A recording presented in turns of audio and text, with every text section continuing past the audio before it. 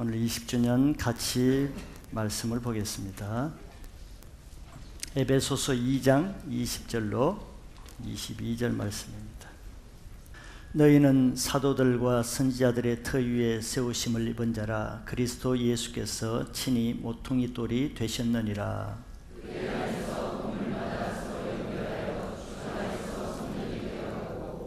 너희도 성령 안에서 하나님이 거하실 처소가 되기 위하여 그리스도 예수 안에서 함께 지어져 가느니라. 아멘. 오늘은 예수님이 세우시는 교회라는 말씀으로 또 20주년을 맞이해서 하나님이 세우시는 교회, 또 우리 기쁨의 교회의 본질과 정체성에 대해서 좀 보고자 합니다. 기쁨의 교회는 하나님이 성령으로 세우셨고 지금까지 성령으로 이 교회를 주님이 친히 역사하시고 또 인도해 오신 것을 감사합니다. 성령을 받아도 성령으로 시작했다가 육체로 마치는 경우도 많이 있는데, 그래도 끊임없이 말씀과 기도로 처음 주신 하나님의 그 사랑을 유지하고 오늘날까지 우리 성도들에게 처음 시작한 그 성령의 역사가 끊임없이 일어나고 있는 그것으로 인해서 하나님께 감사드립니다.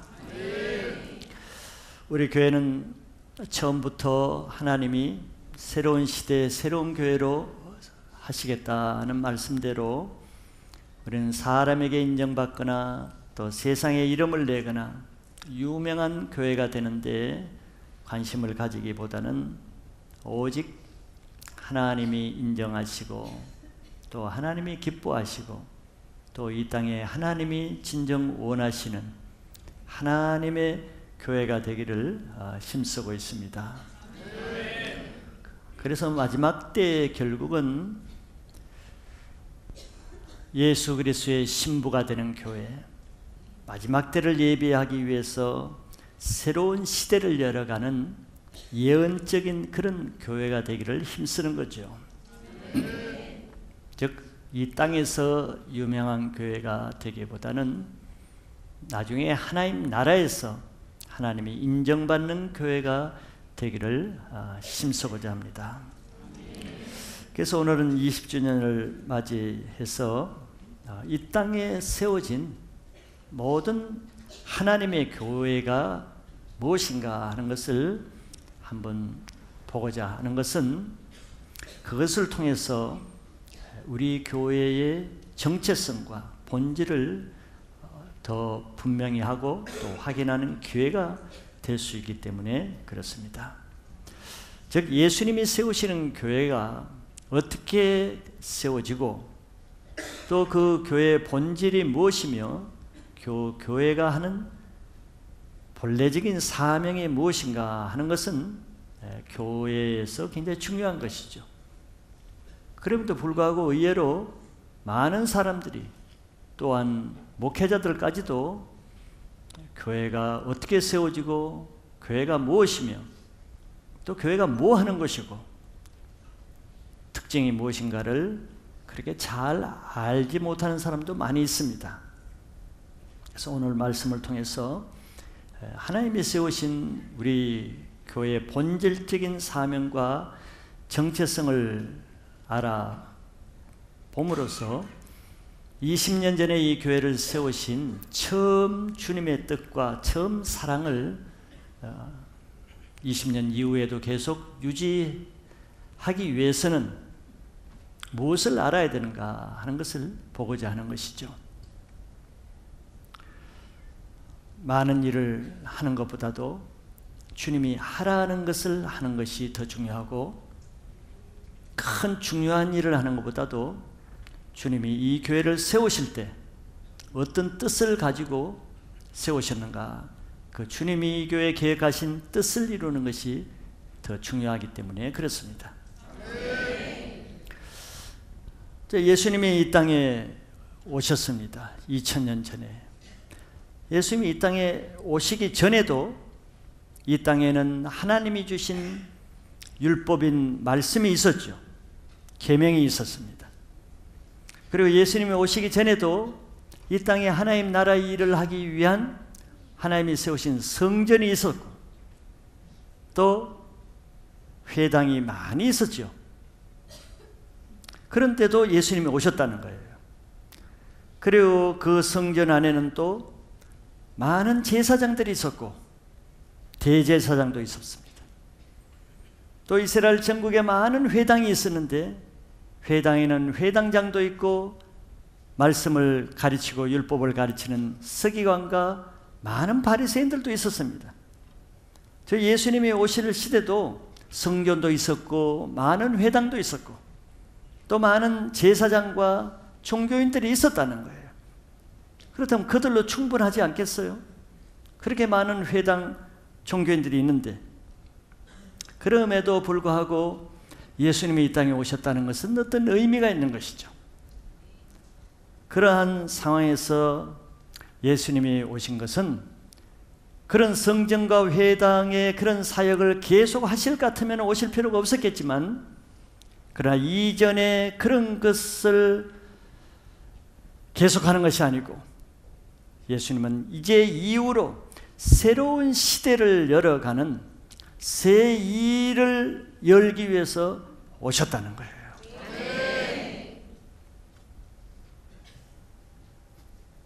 즉 예수님의 사역은 성전을 섬기는 제사장들이 하는 기존의 사역과도 다를 것이고 안식일마다 회당을 통해서 율법을 가리키는 서기관들과 바리새인들이 하는 사역과도 다를 것이라는 것을 암시하는 것입니다. 이전에도 구약에도 하나님이 이미 선지자를 통해서 율법을 통해서 계명을 주셨죠. 그럼에도 불구하고 예수님이 이 땅에 와서 뭐라고 말씀하실까요? 내가 너희에게 새 계명을 주노니 그랬어요. 너희들이 서로 사랑하라. 구약에도 사랑하란 말이 많이 있습니다. 말은 단어는 같을지라도 틀리죠. 새 계명이라 그러는 거예요. 이전에도 포도주가 있었지만서도 예수님은 새로운 시대에는 내가 너에게 새 포도주를 먹게 하시겠다는 거예요. 이전에 먹던 것과 다른 포도주입니다. 포도주는 같지만 주님이 주시는 포도주는 다른 것이죠. 그래서 옛 가죽 부대로는 그 포도주를 먹을 수가 없고 새 가죽 부대를 준비하는 사람만 그 포도주를 먹을 수 있다는 것이죠. 옛날 계명도 다 있었지만서도 마음이 할례받고 귀가 할례받던 사람에게만 예수님이 주시는 새로운 계명을 받을 수 있다는 거예요. 이게 지금 새로운 시대가 열리는 것입니다. 즉 옛 성전 시대에서 예수님은 뭘 열어가십니까? 교회 시대를 열어가시기 위해서 오신 거예요.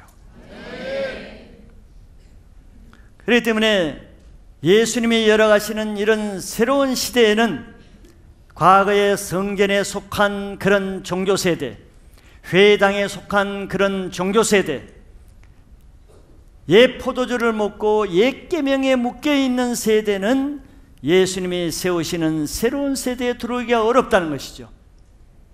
그래서 예수님은 아무도 제사장 중에 제자를 선택한 것도 없고 바리새인 중에서 서기관 중에서 제자를 선택한 사람이 없습니다. 그런 패러다임, 그런 종교성을 가지고는 주님의 세교에 들어올 수가 없기 때문에 그래서 세리나 어부나 이런 종교 커뮤니티에서 그 밖에 있는 사람들을 제자로 부르신 거죠. 그들은 종교의 틀이었기 때문에. 그래서 예수님은 새로운 사역을 위해서 새로운 교회를 세우기 위해서 이 땅에 오셨다고도 말할 수가 있습니다. 우리 기쁨의 교회는 바로 이런 예수님의 새로운 사역을 위해서 새로운 시대, 새로운 교회가 되어서 하나님이 여시는 새로운 교회 시대로 시작되기 위해서 세워진 교회라고 이렇게 말씀드릴 수가 있습니다. 마태복음 16장 18절 19절에 예수님은 미리 이렇게 예언하셨습니다. 베드로에게 또 내가 내게 이르노니 너는 베드로라. 내가 이 반석 위에 내 교회를 세우려니 음부의 권세가 이기지 못하리라. 내 교회를 세우리라고 했어요. 이게 굉장히 중요한 선포입니다. 그리고 19절에서는 내가 천국 열쇠를 내게 주리니 내가 땅에서 무엇이든지 매면 하늘에서도 매일 것이요 내가 땅에서 무엇이든지 풀면 하늘에서도 풀리리라 하셨어요. 예수님이 세우시는 교회는 특징이 있습니다. 형식이나 어떤 제례 예식이 아니에요. 음부의 권세가 이기지 못할 만한 권세를 가지고 있다는 거예요. 그리고 그 교회를 통해서 하늘 문을 묶기도 하고 열기도 하는 그런 풀어놓는 사역을 하실 것을 선포하신 것입니다. 예수님은 이 땅에서 주님이 하신 모든 사역을 예수님이 이 땅에서 떠나신 다음에도 계속 유지하게 하시는 수단으로 교회를 세워서 그 교회를 통해서 그 일을 계속 하게 하신다는 거예요. 이게 교회의 중요성입니다. 그러면 예수님이 이 땅에서 하신 사역이 무엇입니까? 회개하라, 천국이 가까웠느니라. 천국이 다른 말로 하면 하나님 나라죠. 예수님이 이 땅에 천국, 즉 하나님 나라를 세우기 위해서 오셨다고 선포하신 말씀입니다. 하나님 나라는 하늘에서 이루어지는 일을 이 땅에 풀어놓는 사역이 예수님의 사역이에요. 예수님은 하늘에서 오셨죠. 하늘에서 하나님이 하시는 일을 이 땅에 풀어놓는 일이 하나님 나라를 세우는 일입니다. 그런데 그 사역을 예수님은 교회를 통해서 이제 그 사역을 하실 거라는 거예요. 그럼 예수님이 이 땅에서 하나님 나라를 세우는 일을 어떻게 하셨습니까? 그는 바로 성령으로 귀신을 쫓아냄으로써 그렇게 하신다고 말씀하셨죠.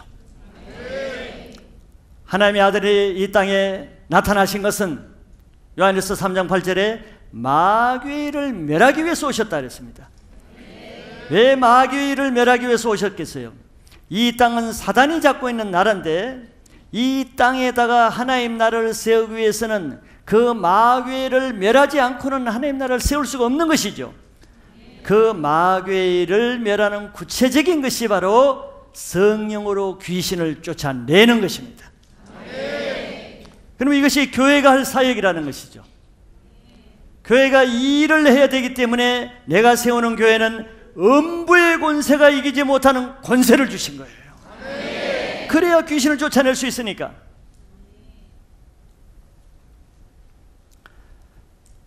마태복음 12장 28절에서 예수님이 그렇게 설명해 주고 있습니다. 그러나 내가 하나님의 성령을 힘입어 귀신을 쫓아내는 것이면 하나님 나라가 이미 너에게 임하였느니라 그랬어요.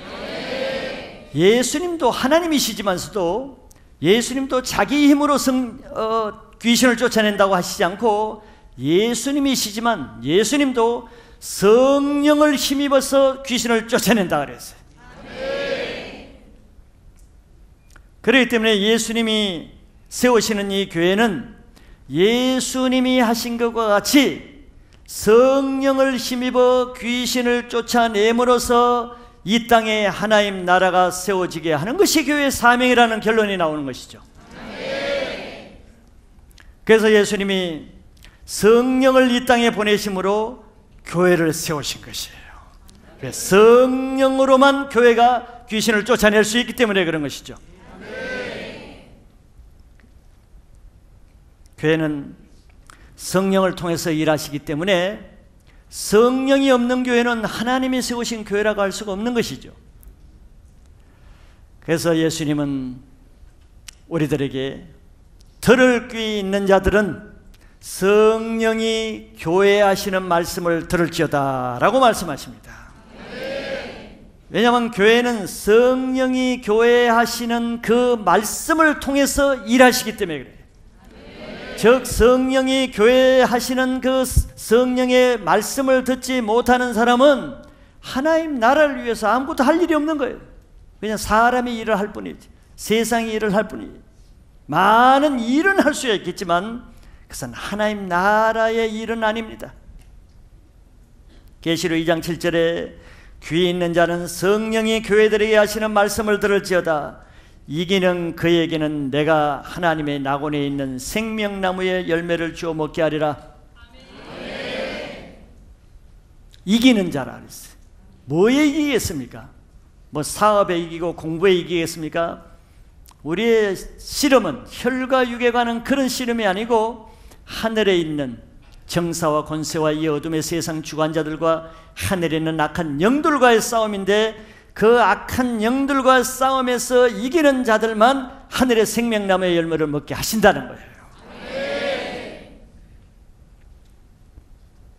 이와 같이 교회는 사명의 본질이 뭐냐면은 예수님이 하신 것을 같이 하시는 것인데, 그 하는 것이 성령으로 귀신을 쫓아냄으로써 하나님 나라를 이 땅에 세우는 것에 있습니다.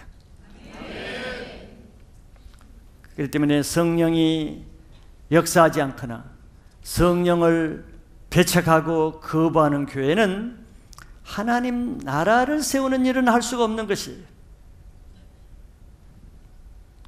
그런 교회는 교회가 아니라 하나의 종교적인 건물이 될 수밖에 없겠죠. 또 그런 교회는 하나의 치명적인 것은 음부의 권세를 이길 수 없다는 것이 치명적입니다. 즉 사단의 권세, 죄의 권세를 이길 수가 없는 거예요. 그러니까 교회는 교회지만 교회를 다니면서도 죄를 이기지 못하고 죄를 짓고 세상 죄를 이기지 못하고 그런 경우가 들어있죠. 성령이 없이는 그런 음부의 권세를 이길 수가 없습니다. 아무리 교회가 건물 안에 큰 십자가를 달고 아름다운 강대상과 많은 성경 프로그램과 아름다운 성가대의 찬양이 있다 해도 그것으로 교회가 되는 게 아닙니다. 그것으로 교회가 아름다운 것이 아니죠. 교회가 아무리 건물이 크고 사람이 많이 모여도 그것에 성령이 역사해서 악한 이런 영들을 쫓아낼 능력이 없는 교회는, 그는 교회, 건물은 교회지만서도 그는 하나님이 세우신 교회라고는 할 수가 없는 거예요. 그러니까 세상 사람들이 그런 교회를 보고 교회를 조롱하고 무시하고 발로 밟는 것이죠. 소금이 제 맛을 잃으면은 길에 버려져서 사람에게 밟힌다 그랬어요. 사람에게 밟히는 교회는 교회가 아닙니다. 왜? 예수님이 세우신 교회는 음부의 권세가 이기지 못한다고 했는데. 그래서 우리 교회는 음부의 권세가 이기지 못하는 예수님이 세우신 교회를 계속 지켜나가기를 원하는 것입니다. 왜냐하면 성령이 없는 그런 종교적인 행위로는 귀신을 쫓아내는 하나님 나라 사역을 할 수가 없어요. 그럼 그 교회는 자기 기능을 발휘하지 못하는 교회입니다. 즉 소금이 제맛을 내지 못하는 것처럼 악한 영을 쫓아내서 하나님 나라 사역을 하지 못하는 교회는 제맛을 잃은 소금처럼 교회의 맛을 잃은 그 교회는 길에 버려져 세상 사람들에게 밟혀진다는 거예요. 밟혀지는 교회는 교회가 아니죠. 맛을 잃은 소금은 소금이 아닙니다. 지금은 많은 건물의 교회가 필요한 시대가 아니고 예수님이 세우시고 성령이 역사하시는 그런 교회가 필요한 시대예요. 성령으로 하지 않으면서도 교회는 많은 일을 할 수가 있습니다. 사람이 기뻐하는 일, 사람이 좋아하는 일, 세상이 원하는 일, 큰 일, 좋은 일, 구제, 선행 다 할 수 있어요.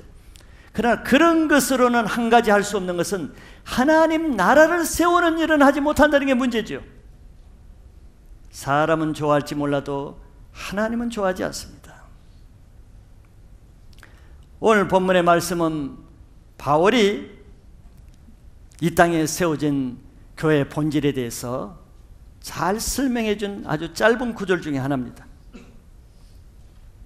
그것은 바울은 세 가지로 오늘 요약하고 있습니다. 예수님이 세우시는 교회는 사도와 선지자들의 터 위에 세워지고, 둘째는 예수 그리스도께서 그 모퉁이 돌이 되시고, 셋째는 그 교회 성도들이 서로 연합됨으로 세워져 가는 교회의 본질 특징을 말씀하고 있습니다. 오늘 이 말씀을 통해서 20주년을 맞이하는 우리 교회가 처음 시작부터 주님이 오실 때까지 교회의 본질을 지키는 교회가 되길 바랍니다. 얼마나 많은 교회들이 처음 성령으로 시작했다가 육체로 마치는 교회도 있고, 처음 은혜로 시작했다가 다르게 마치는 교회도 있죠. 왜? 다른 교회를 본받고 다른 세상을 본받기 때문에. 이스라엘 백성들이 하나님을 왕으로 섬길 때는 나라가 아무 문제가 없었습니다. 그런데 그들이 하나님만 바라보서는 문제가 없는데, 그들이 다른 나라를 봤죠. 이웃 나라를 보니까 전쟁 때마다 왕을 세워가지고 사람이 왕이 돼가지고, 하나님이 왕이 아니라 사람이 왕이 돼서 깃발을 꽂고 말을 타고 백마를 타고 창을 타고 하고 하니까 너무 멋있게 보이는 거예요. 다른 나라가 하는 게 너무 멋있게 보이는 거죠. 그래서 우리도 왕을 세워달라고 사무엘에게 얘기했습니다. 교회도 비슷하지요. 다른 교회가 저렇게 멋있게 하면은 목사님 우리도 저렇게 합시다. 사람이 그렇게 하기 쉬워요. 다른 교회가 또 너무 멋있는 일을 하면 우리도 저렇게 합시다. 그렇게 해서 처음 하나님이 주신 본질에서 변화되는 것은, 다른 교회, 다른 성도, 세상이 하는 것을 자꾸 따라하다 보면은 본 시작 출발해서 멀리 나가는 경우가 있는 것이죠. 그럴 때마다 우리는 우리가 어디서 떨어졌는가 처음 사랑을 생각해 봐야 됩니다. 이 교회가 어떻게 세워졌는가를 생각해 볼 필요가 있는 것이죠. 또 하나님이 이 땅에 세우시는 교회의 본질이 무엇인가를 다시 체크해 볼 필요가 있는 거예요. 그래서 오늘 그런 의미에서 우리 교회뿐만 아니라 하나님이 세우시는 이 땅의 교회의 본질이 무엇이고, 이 땅에 있는 교회들이 지켜야 될 것, 해야 될 사명이 무엇인가를 통해서 우리는 주님 오실 때까지 처음 받은 그 주님의 사명, 주님의 은혜를 끝까지 유지할 수 있는 교회가 되길 바라요. 그게 우리 개인의 신앙이기도 합니다. 처음 받은 우리의 신앙이 세상에 의해서, 다른 사람에 의해서 변질되기보다는 끝까지 주님이 오실 때까지는 그 신앙을 지켜야 됩니다. 끝까지 지키는 자만 구원을 얻으리라고 예수님 말씀하셨죠. 우리 교회가 그런 교회가 되길 원하고, 우리 성도님들이 그런 신앙을 하시기를 원합니다. 세 가지를 보면은, 교회는 첫째는 20절에 보니까 너희는 사도들과 선지자들의 터 위에 세우심을 입은 자라 그랬어요. 여기 너희라는 것은 에베소 교인들을 말하고, 교회는 이 세상으로부터 택함받은 성도들, 구원받은 성도들이 구성된 하나님의 집이라고 말할 수 있죠. 그 교회는 사도와 선지자의 터 위에 세워진다 하고 있어요. 그런 교회만이 하나님의 교회라는 뜻입니다. 첫째는 교회는 사도의 터 위에 세워진다 그랬어요. 사도는 교회의 터가 된다는 것이죠. 그래서 아까 읽은 대로 예수님은 사도의 대표이며 또 사도인 베드로에게 마태복음 16장 18절 말씀을 하신 것입니다. 내가 너의 터, 사도인 너의 터 위에 내 교회를 세우시겠다는 거예요. 이게 교회의 기초입니다. 이게 터예요. 또 예수님은 이 땅에서 성천하시기 전에 감람산에서 마지막으로 사도들에게 명령한 것이 있죠. 그 사도들이 누굽니까? 장차 교회의 터가 될 사람입니다. 그 사도들에게 뭐라고 말씀하십니까? 예루살렘을 떠나지 말라고 한 거예요. 왜? 성령으로 세례를 받아야 되기 때문에. 왜? 교회는 성령으로 세워지는데 사도들에 의해서 교회가 세워지기 위해서는 먼저 사도들이 성령을 받아야 되는 거예요. 그래서 사도들이 오순절날 성령을 받음으로 인해서 그 사도들에 의해서 먼저 예루살렘 교회가 세워졌고, 성령을 받은 사도들이 이방 땅에 나가서 세우는 곳마다 교회가 된 것이죠. 성령을 받은 사도에 의해서 많은 교회들이 세워지게 되었습니다. 그러면 사도는 뭐하는 직분입니까? 사도는 예수님이 이 땅에서 하신 그 모든 사역을 그대로 계승받아서 이 땅에 예수님이 하신 일을 그대로 하는 직분이 사도의 직분이죠. 근데 예수님은 그러면 이 땅에서 뭘 했습니까? 대표적으로 예수님이 이 땅에서 하신 사역이 뭐죠? 세 가지가?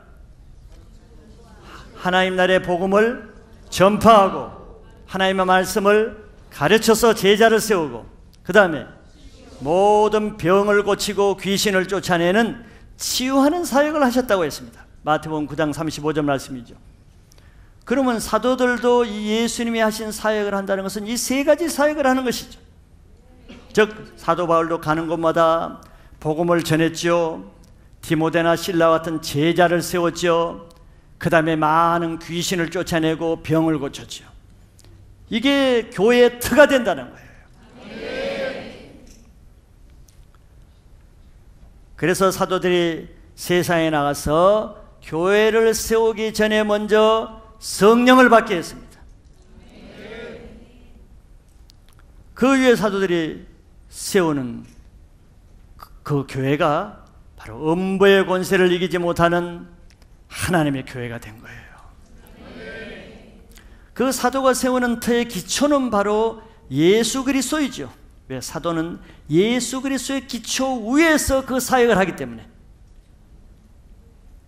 교회는 바로 이런 사도 위에서 세워지는 것인데, 그러므로 성령을 받아 예수님이 하신 그런 사도적인 사역을 하시는 곳이 예수님이 세우신 교회라고 할 수 있습니다.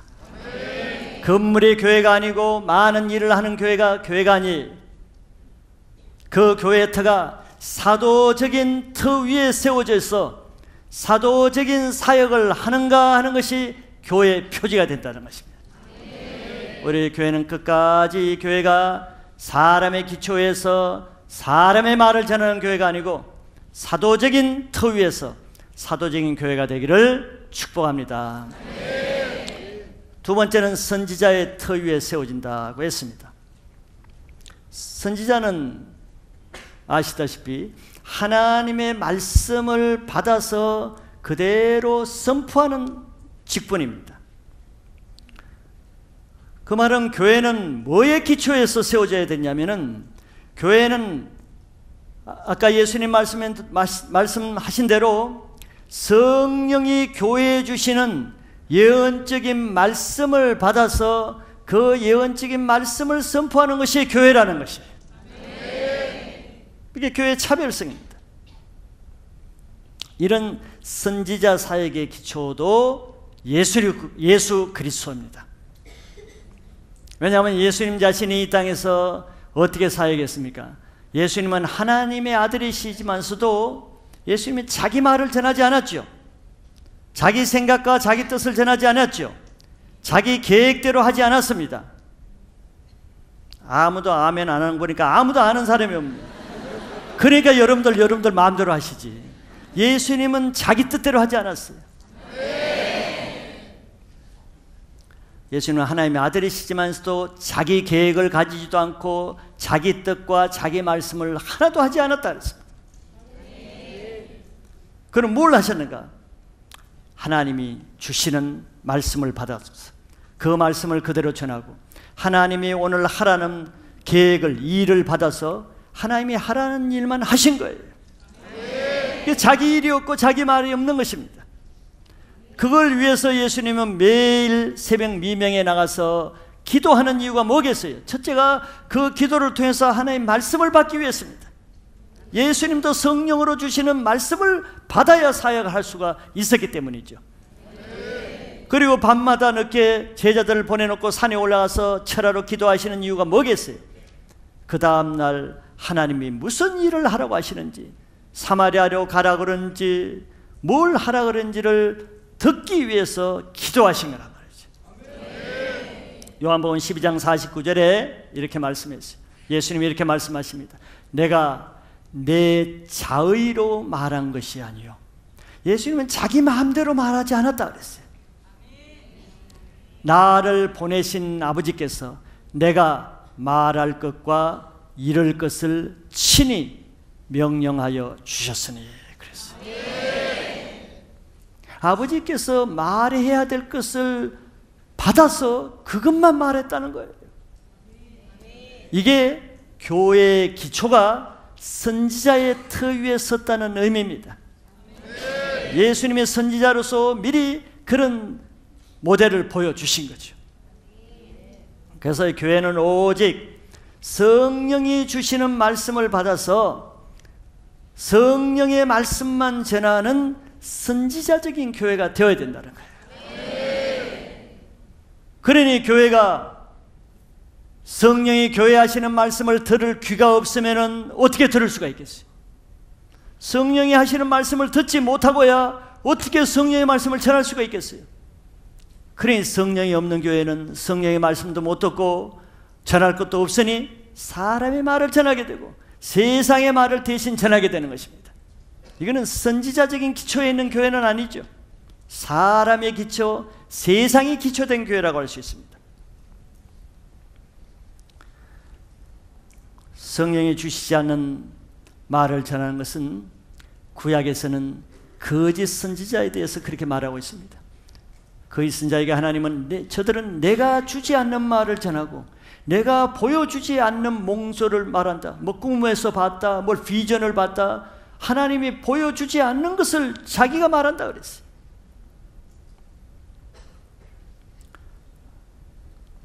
성령으로부터 받지 못한 사람은 자기 말을 하되 사람이 원하는 말을 하죠.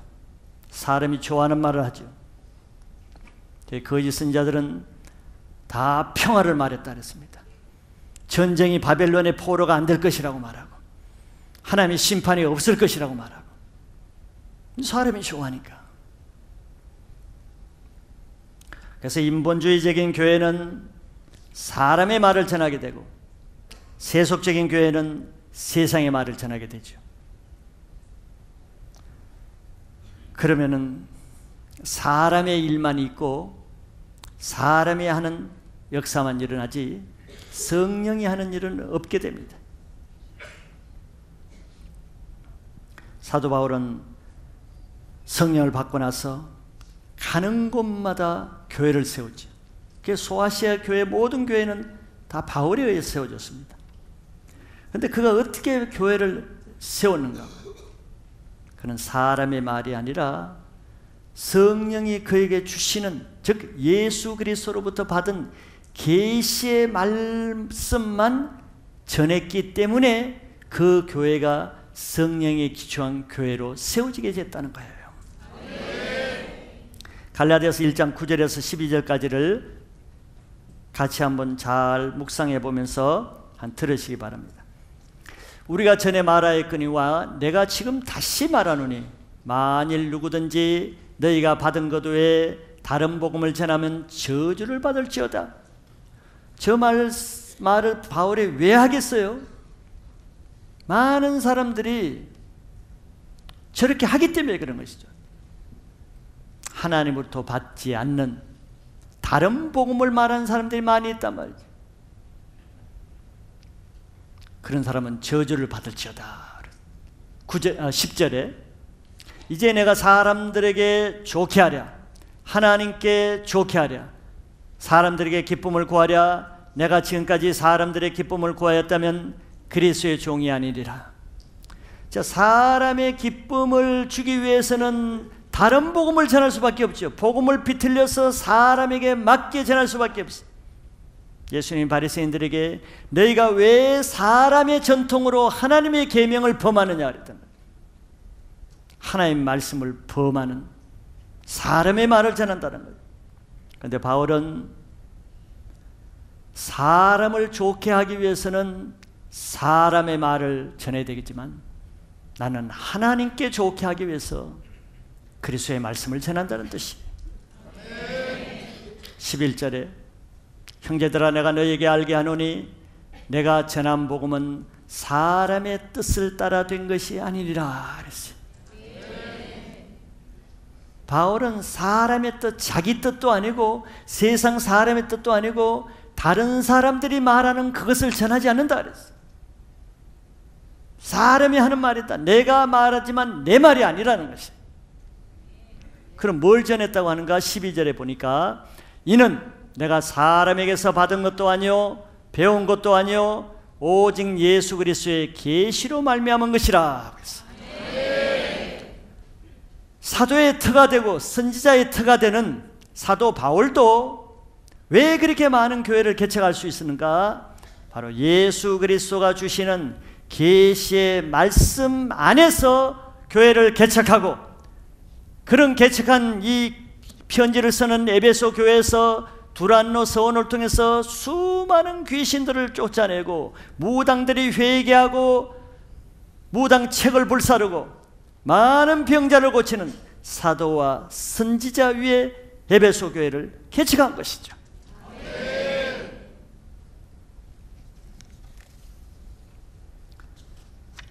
사람을 기쁘게 하고 사람의 눈치를 보면은 사람의 말을 전할 수밖에 없어요.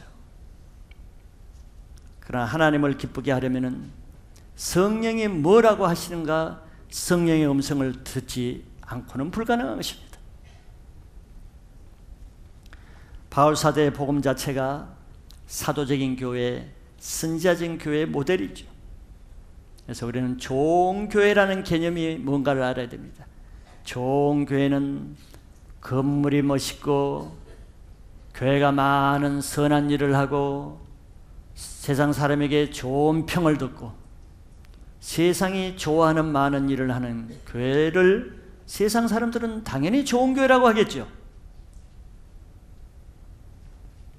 그러나 하나님 기준에는 그것은 아니죠. 하나님 기준에서 좋은 교회는 정말 성령이 그 교회에 얼마나 역사하시고 얼마나 성령이 주시는 말씀을 전하고 성령이 하게 하시는 것을 순종해서 하는가 하는 것이 하나님이 기뻐하시는 교회의 기준이 될 것입니다. 개인의 신앙도 마찬가지예요. 개인이 세상에 나와서 세상 사람들부터 좋은 그리스도인, 좋은 집사, 좋은 교인이란 말을 들을 수는 있죠. 그런데 그 기준은 다른 것이죠. 우리 교회는 이런 사도와 선지자의 터 위에서 세워지는 예언적인 교회로 계속 남아있기를 원합니다. 두 번째는 예수 그리스도께서 모퉁이 돌이 되셨다는 것이에요.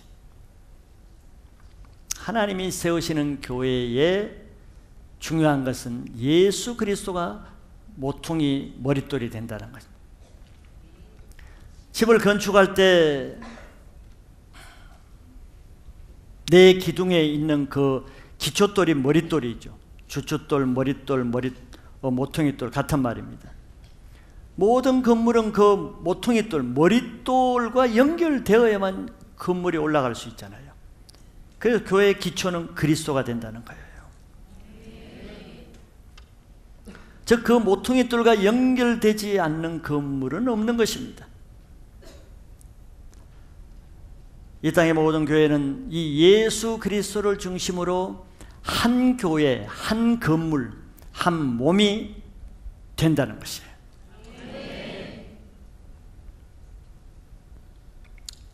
다시 말씀하시면 예수님이 이 땅에 와서 사역하신 것은 과거의 성전 사역도 아니고 회당 사역도 아닌 것이 교회 사역이라는 것인데, 자, 이런 교회 사역이 성전 사역과 회당 사역과 뭐가 다르기에 예수님이 새롭게 교회 사역을 하셔야 되는가 뭐 이런 생각을 하실 수가 있죠.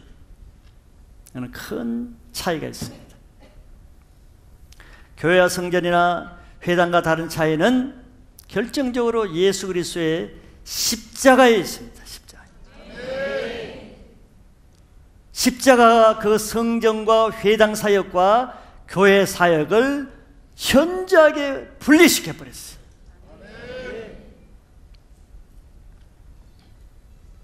예수님이 십자가에 돌아가시면서 일어난 큰 표적 중에 하나가 뭡니까? 성소에 있는 성소와 지성소를 나누는 사이에 뭐가 있죠? 큰 휘장이 있는데 휘장이 굉장히 두껍습니다. 사람의 힘으로 자를 수가 없어요. 칼로도. 그런데 그것이 위에서부터 아래로 쫙 잘라졌죠.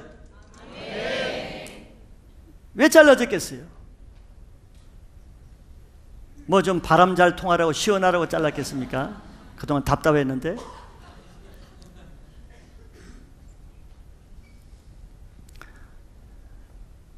이것은 성전에 담을 허셨다고, 담을 허신 것입니다.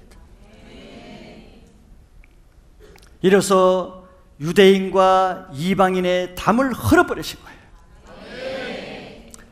성전이 교회가 하는 일을 할 수 없었던 차이는 뭐냐면은, 성전은 오직 유대인만 들어갈 수가 있고 이방인들은 참여할 수 없습니다. 회당에는 바리새인들 같은 종교인 유대인만 들어갈 수 있었고 세일이나 창기 같은 죄인들은 들어오지 못하게 했어요. 벽이 있었습니다. 성전은 이방인들이 들어가지 못하는 큰 벽이 있었고, 회당에는 세리와 죄인 같은 죄인들이 들어가지 못하는 허물어지지 않는 장벽이 있었어요. 벽을 쌓았습니다. 그 벽과 벽 사이는 서로 원수지간이에요. 원수가 되었습니다. 이게 큰 성전과 회당 사역의 이 담인 것이죠. 그런데 예수님이 십자가에서 바로 이 원수된 것을 소멸하시고 막힌 담을 자기 몸으로 무너뜨렸다는 것이에요. 그래서 이제는 유대인과 이방인의 담이 없어지고 죄인과 종교인의 잠이 없어져 버렸습니다. 민족과 민족 간의, 인종과 인종 간의 원소시하는 관계가 십자가로 다 무너졌다는 거예요. 에베소 그 앞에 여러분들 보시면은 14절부터 보시면 아주 중요한 말씀이 나와 있습니다. 14절을 보시면은, 자, 그는, 예수님은 우리의 화평이시라. 화평으로 오셨다는 거죠. 유대인들은 항상 이방 주변 국가와 화평이 아니라 원수 관계였습니다. 그런데 주님은 화평으로 오셔서 둘로 하나를 만드사 원수된 것 그 중간에 막힌 담을 자기 육체로 허시고 했어요. 둘로 하나가 되겠다는 거예요. 유대인과 이방인이 둘로 나누어졌는데 그것을 하나가 되었다는 것이에요. 하나가. 그 원수된 것을 하나가 됐는데, 그 다음에 15절에 보면은 법조문으로 된 계명의 율법을 폐하셨으니, 율법에 묶인 모든 법조문에 묶인 것을 폐하셨다 그랬어요. 고린도서에 보면 의무는 사람을 죽이는 것이라 했단 말이죠. 우리 영을 죽이는 것이에요. 예수님이 그걸 폐하셨어요. 그래서 이는 둘로 자기 안에서 한 새 사람을 지어 화평케 하시고 그랬어요. 저 말은 굉장히 중요한 것입니다. 자기 안에서, 이 둘로 자기 안에서 한 새 사람을 지어 화평케 했다는 거예요.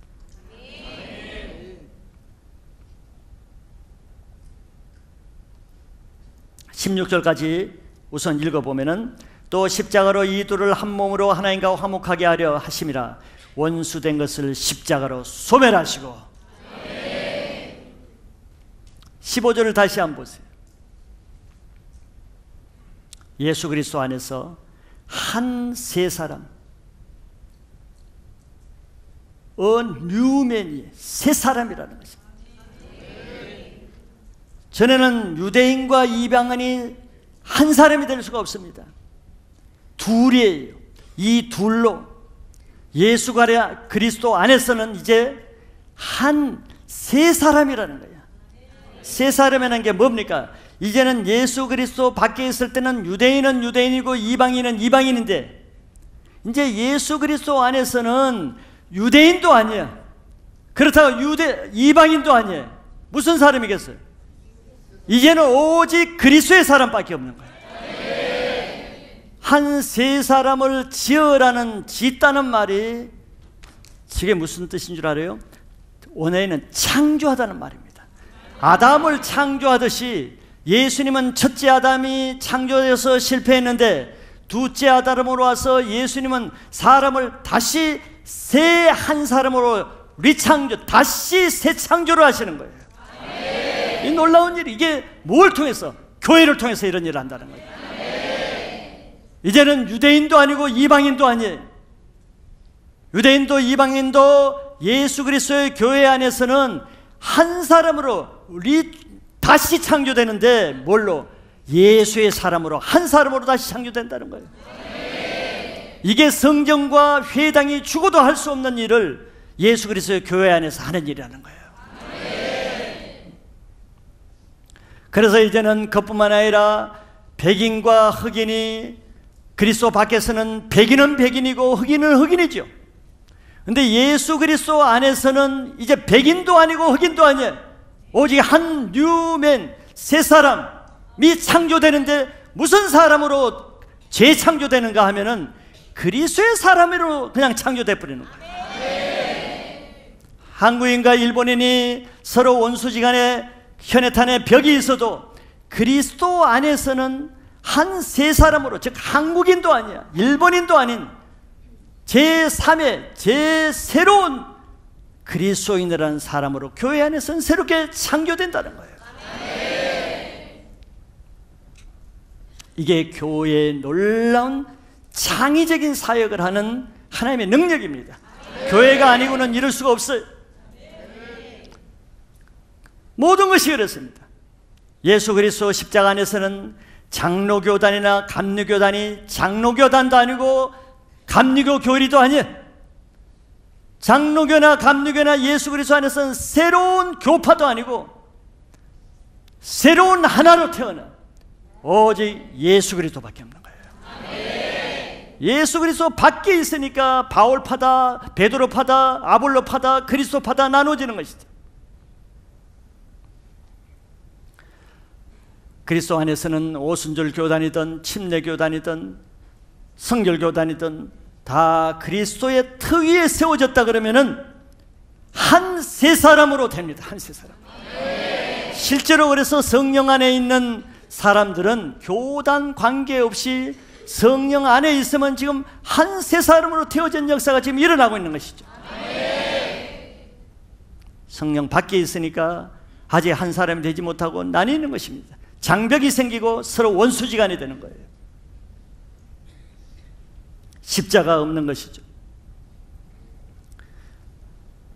우리 교회가 이렇게 사도와 선지자의 터 위에서 예수 그리스도의 기초 위에서 있는 자나 없는 자나 가진 자나 못 가진 자나 지식 있는 자나 지식 없는 자나 강한 자나 약한 자나 여자나 남자나 노인이나 아인이나 모두 예수 그리스도 안에서는 한 세 사람으로 태어나는 교회가 되어야 됩니다. 계층이 없는 거예요. 그것이 그리스도가 모퉁이 돌이 되는 교회의 표시입니다.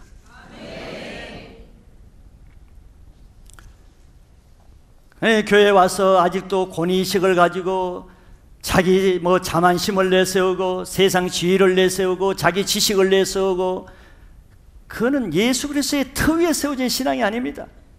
인간적인 거죠. 아직 성전 시대에 있는 거, 아직 회당 시대에 있는 거죠. 종교인들이 다 그렇게 하죠. 종교인들은 결코 새 포도주를 먹을 수가 없어요. 종교인들의 세대는 아직 교회 세대로 들어오지 못한 세대입니다. 여러분들은 다 종교의 세대에서 예수 그리스도의 새 포도주를 먹는 새로운 세대로 들어가시길 바랍니다. 마지막 세 번째는 성령 안에서 서로 연결되어서 지어져 가는 것이 교회라는 것입니다. 성도들은 그리스도 안에서 성령으로 함께 새로운 성전으로 이제 지어져 간다고 21절과 22절에서 그렇게 말씀하고 있습니다.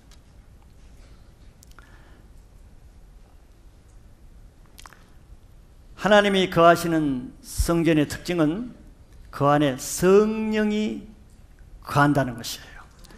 그래서 하나님이 옛날 성전에도 성전 안에 항상 성전 등장불을 켜놓게 했죠. 그것이 성령의 임재를 끄트리지 않는 하나의 표상입니다. 성령이 꺼지거나 소멸되거나 성령이 없으면은 이미 그는 교회가 아니에요. 성전이 아닙니다. 건물이 성전이 아닙니다. 그렇기 때문에 내가 아무리 교회를 오래 다니고 성경 지식을 많이 알고 그것으로 내 몸이 성전이 되는 것은 아니에요. 그런 성령이 있는 성도들이 모여서 하나님 나라의 백성인 새로운 교회로 지어져 간다는 거예요. 많은 사람들이 교회에 있다고 해서 그 교회가 지어져 가는 것이 아닙니다. 고린도전서 3장 16절에 보면은 왜 우리를 성전이라고 하느냐, 그 이유를 이렇게 설명하고 있습니다. 너희는 너희가 하나님의 성전인 것과 하나님의 성령이 너희 안에 계시는 것을 알지 못하느냐.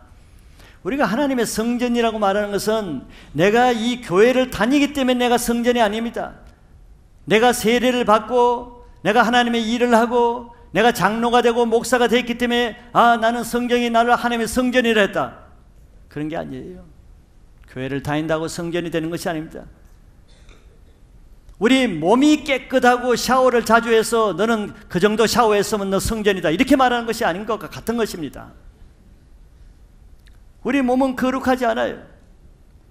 왜 우리를 거룩한 성전이라고 하는가 하면은 내 안에 거룩한 성령이 계심으로 인해서 그 성령 때문에 내 몸은 비록 샤워를 안 해도 하나님은 나를 거룩한 성전이라고 말해 주시는 것이죠.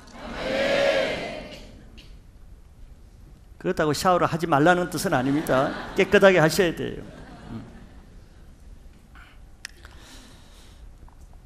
그렇기 때문에 비록 교회가 아무리 화려하고 사람 보기에 거창한 하나님의 많은 사역을 하고 해도 그것 때문에 성령이 거하시는 것과는 다른 것이죠.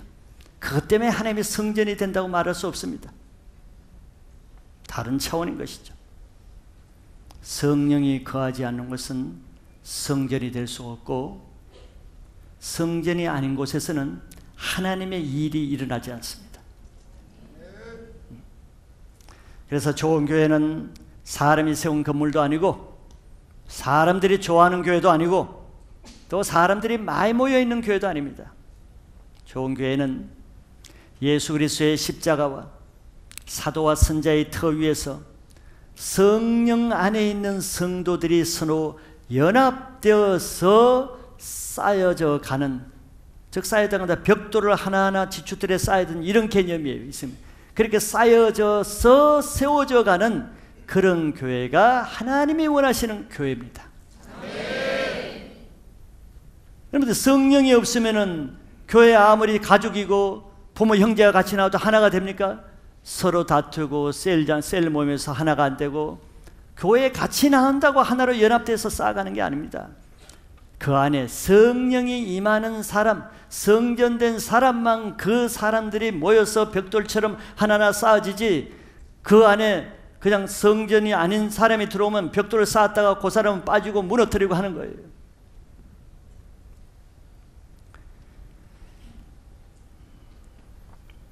하나님의 교회는 혈과 육에 속한 일을 하는 것이 아닙니다.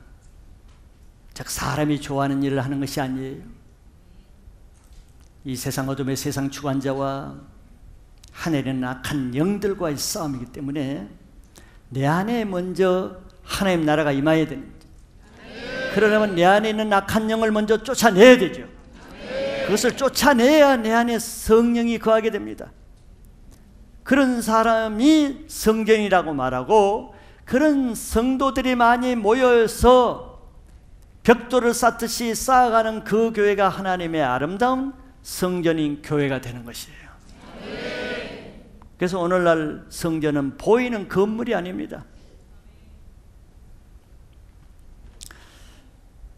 자, 이렇게 볼 때 결론적으로 이런 사도 선자의 기초 위에서 예수 그리스도의 모퉁이 돌을 기초로 하고 성령을 받은 성전인 성도들이 모여서 이루어져 가는 이런 교회만이 마지막 때 예수 그리스도의 신부로 들림을 받아서 하늘에 있는 천상 교회와 합쳐지게 됩니다.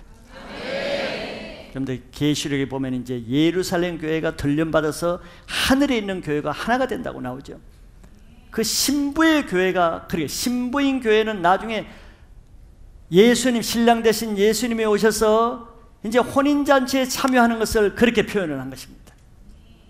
그것이 교회의 최종의 목표가 되는 것이죠. 들림 받는 교회가 되어야 됩니다. 우리 기쁨의 교회는 이 시대에 이러한 하나님이 원하시는 교회의 본질을 회복하고 하나님이 이때 이 세상에 세우시는 교회의 표지를 세상에 알리고 교회의 정체성과 사명이 무엇인가를 감당하면서 새 시대를 열어가는 새로운 교회가 되기를 축복합니다. 바로 여러분들이 그 교회가 되어서 여러분들이 이전의 성전 시대를 지나서 율법에 매인 회당의 종교성을 지나서 이제는 예수님이 열어가시는 새 계명을 받고 새 포도주를 먹는 새 시대를 열어가는 새로운 성도의 삶이 열어져가는 그런 교회, 그런 성도들이 되기를 축복하고 선포합니다.